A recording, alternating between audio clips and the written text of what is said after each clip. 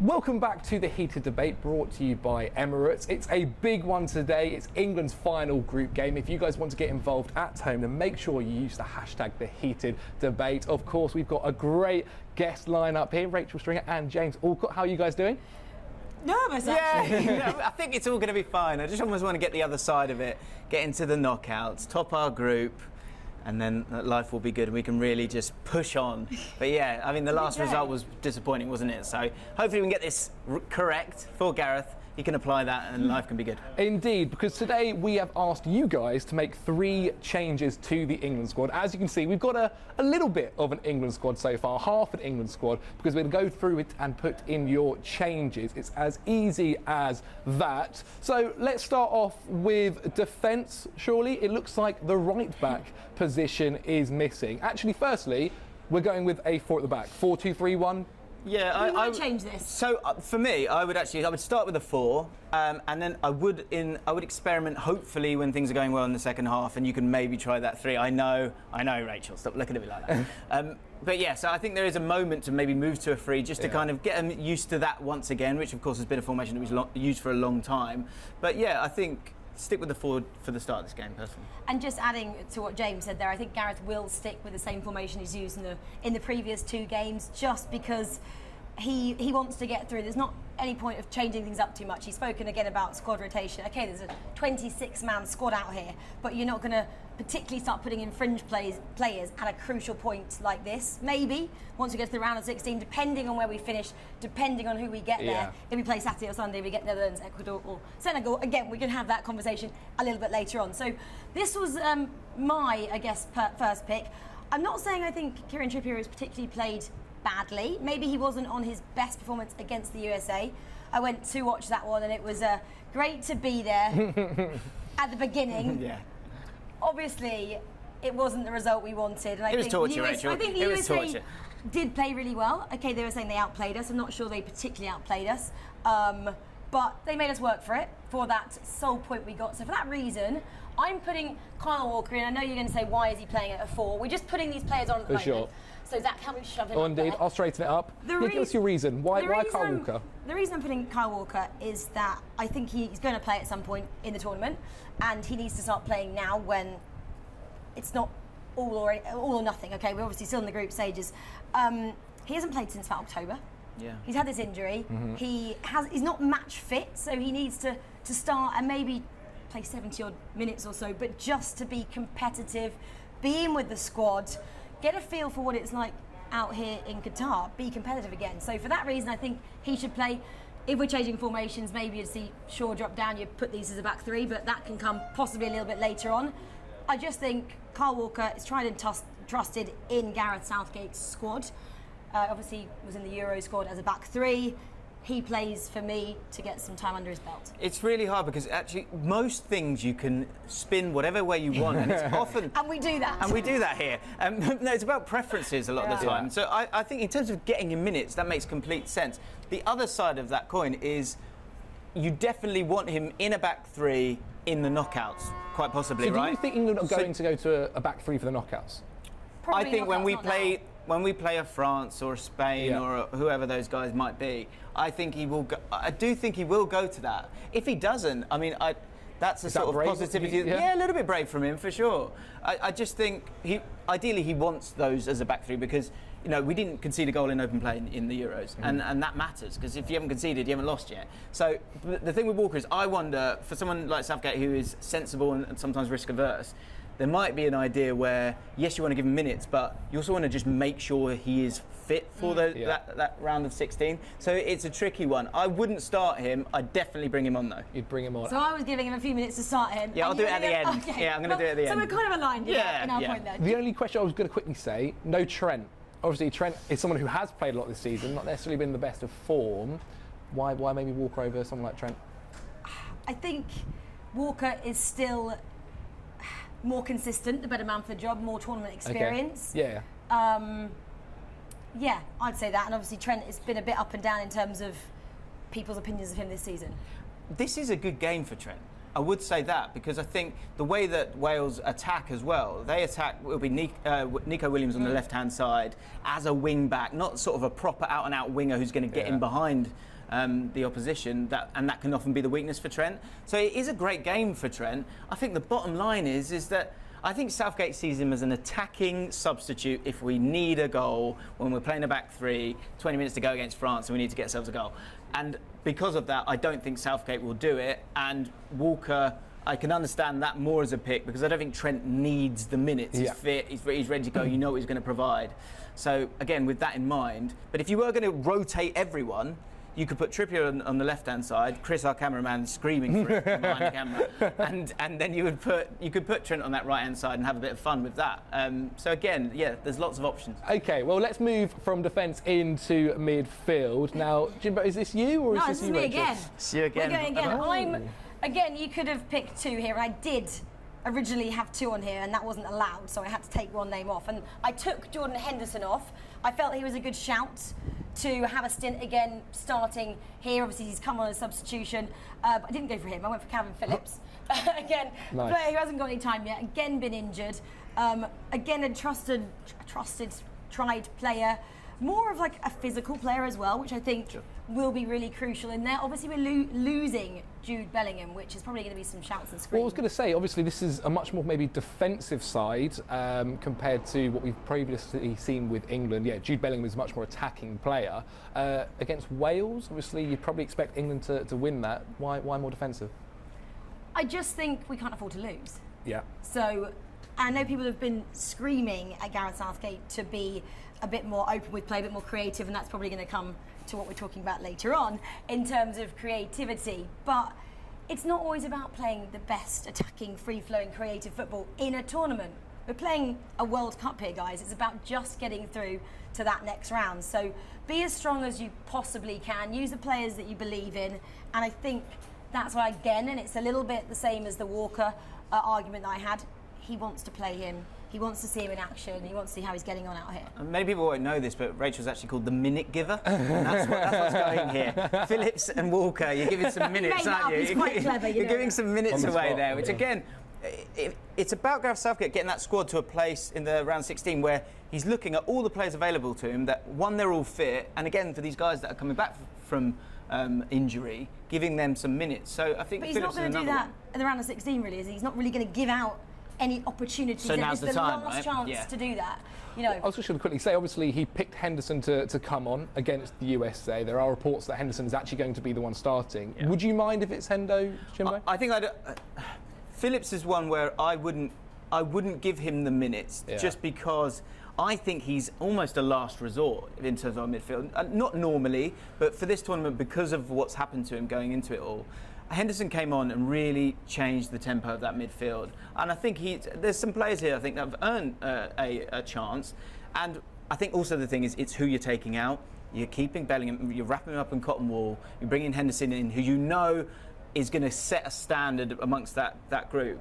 And kind of, again, navigate what is a slightly awkward game where we feel like we're kind of through. Yeah. And that can lead to some of the players going, OK, we're fine. It's a bit of sort of, what's it called, social loafing going on, right? So if you bring in Henderson, you know, we all watch football during lockdown. All you could hear was Jordan Henderson. He's such a leader out there. And I think that's what Gareth Southgate will like about Henderson, is he will set the standard for the team. Do you think Jude Bellingham will stay then? I don't think Jude Bellingham will play, and I think that's a smart move. I think you keep him safe. He's such a great midfielder who can actually really, really change a game for us. I think he comes straight back in. Nice. But I think it's one where Henderson did well, so why not? OK, well, let's move into the attacking side of it. Left wing. Yes. Was Raheem Sterling not Raheem Sterling anymore, Jimbo? So, yeah, my changes are attacking. If I'm allowed a fourth one, I think I do play Henderson, if I'm honest.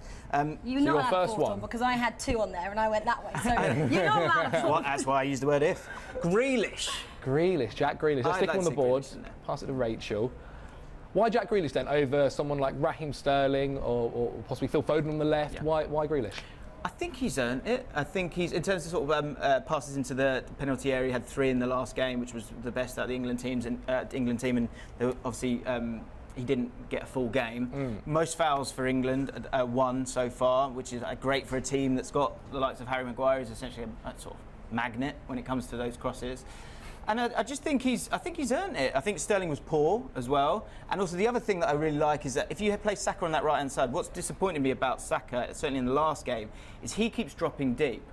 And part of that is probably because Sterling will be the one that runs beyond. If you play Grealish doesn't do that. Grealish sort of drops in and gets into that congested area and creates things from there. It would mean that Saka can play higher up the pitch. And his finishing is so good right now, I think you might get the best out of Saka. You'll see that Arsenal Saka by playing someone like Grealish on the other side. The only question we're going to have is, obviously, since Grealish has got into the squad, especially since the Euros, we've not really seen Gareth trust him all the time with starting him. Why do you think that is? I think he likes him as a sub. I think when the opposition are getting a little bit tired and you've got someone who's a dribbler, like we've all played games of football where you go, can you just pass it to someone else? Please stop dribbling at me.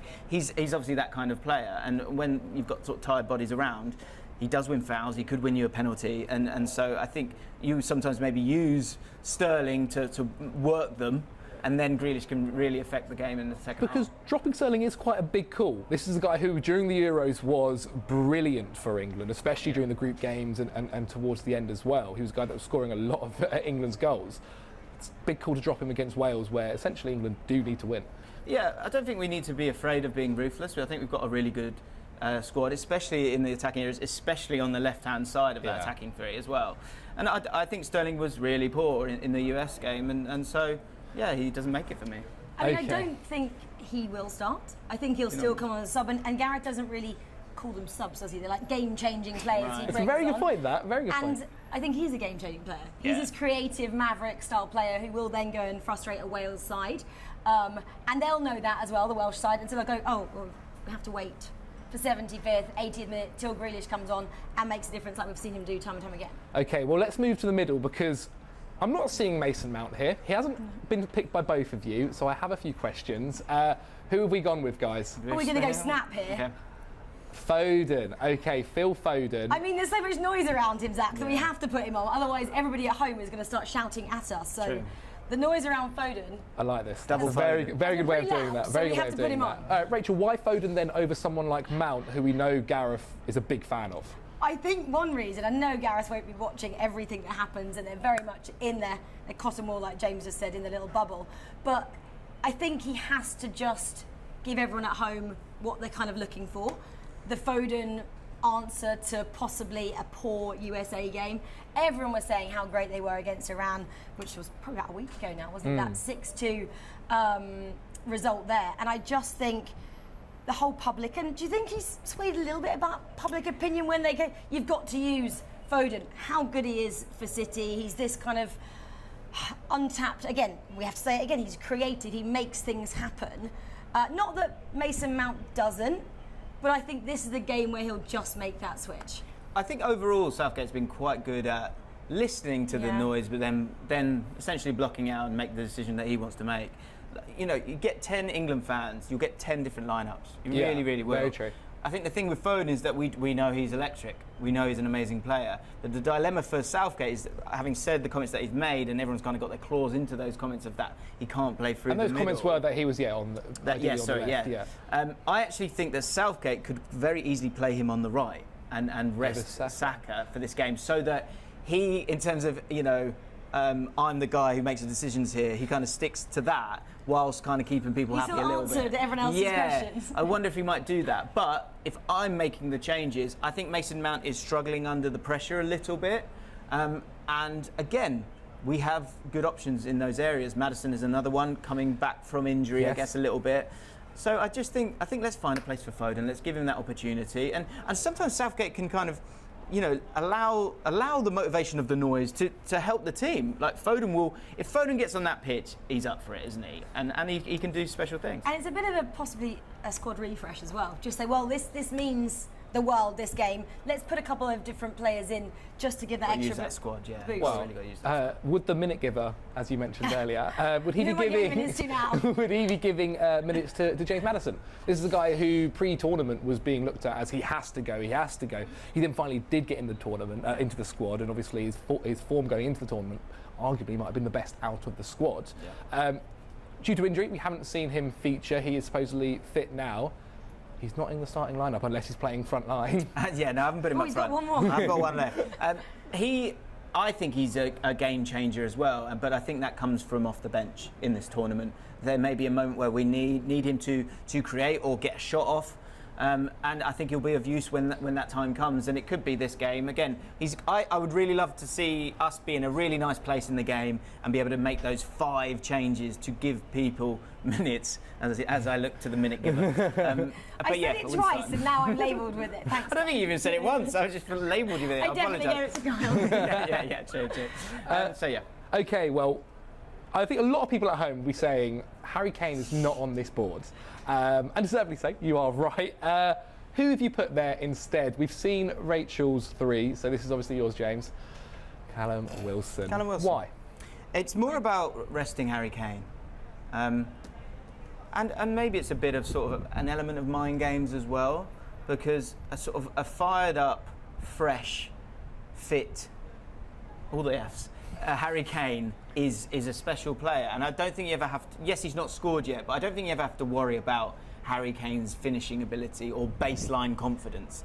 And so with that in mind, I just think Callum Wilson's in great form, and it's more about taking Harry Kane out, because I tell you, you play him in this game, again, where we've got to lose 4-0 to go out, and Harry Kane gets injured, Harry Kane who got injured in that first game, people are going to get very, very angry about that. And I think Gareth Southgate would as well. And when we talk about risk, which we often do with Southgate, that for me is a really just smart use of your squad. Like Callum Wilson would start for Wales easily, right?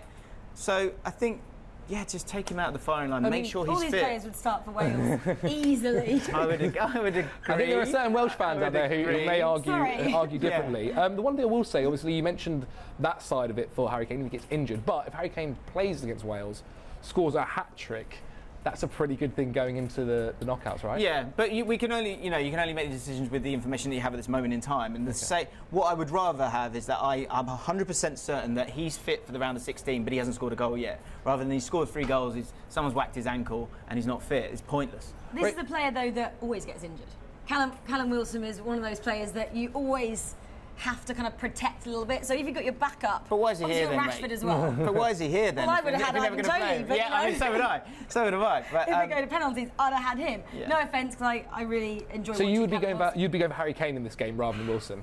I think so. I think when we're not over that line yet, and maybe he'll come off, and maybe he won't play the full game.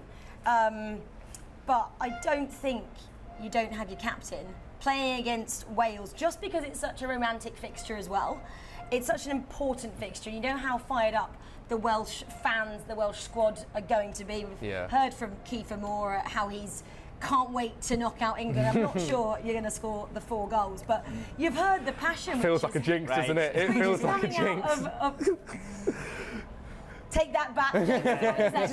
But you can just feel the passion, and it means so much to them.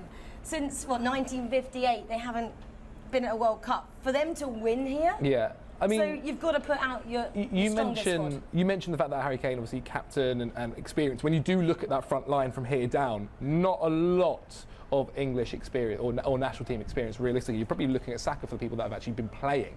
Right. Do you think that plays a big part, James?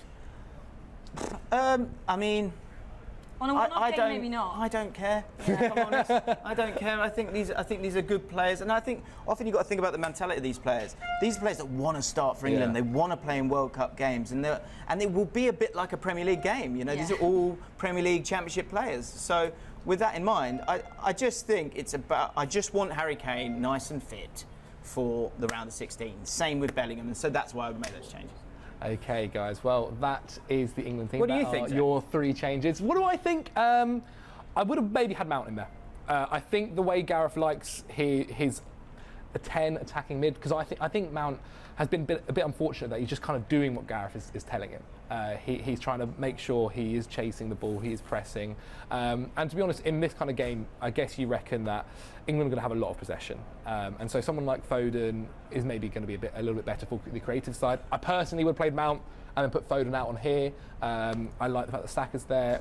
I would have probably played Bellingham. I think it's kind of harsh to maybe just take him out after a bad game and possibly give him this game to try and be back. I like Walker. And yes, I would have also maybe moved to a back three later on in the game as well. But that's what I would do. What would you guys at home do? Get in the comments, get at us on Twitter with the hashtag #TheHeatedDebate and let us know. Do you agree? Do you disagree? What would be your 3 changes at home? Make sure you guys are subscribed to Sky Sports Football on YouTube. And this has been The Heated Debate, brought to you by Emirates.